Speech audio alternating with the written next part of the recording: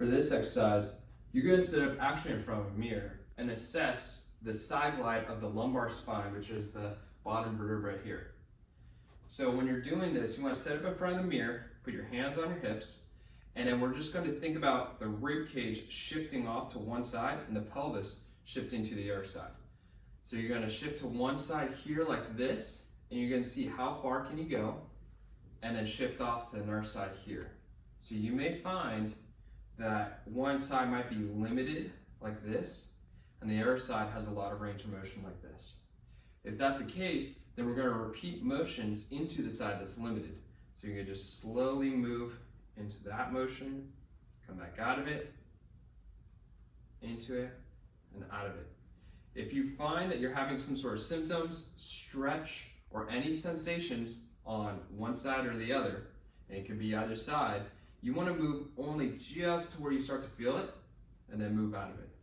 Because this exercise here has a really great effect on reducing pain, improving function of the nerve and the low back, mobility wise. And if you go too far, it can actually have the opposite effect. So you want to go just to where you start to feel it and then move out of it and just repeat that motion.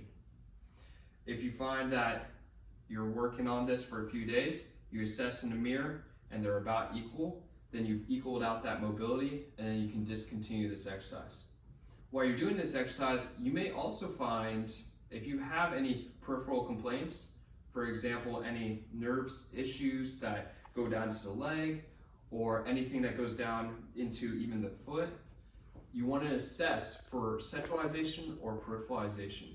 And what centralization is if you move off to the side here, and let's say you're doing this and you feel that there is some tightness going on or some pain down into the glute or the hamstring.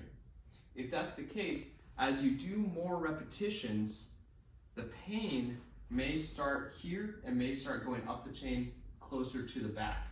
So maybe rep 1 is down here, rep number 5 it's here, rep number 10 it's up here.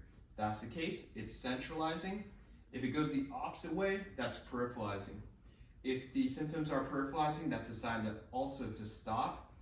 For just that day, try again the next day. If it's still peripheralizing, just discontinue, and then we can reassess in your appointment. If it is centralizing, then that's a sign to keep going. That's actually a sign that the symptoms of the nerve are actually going down.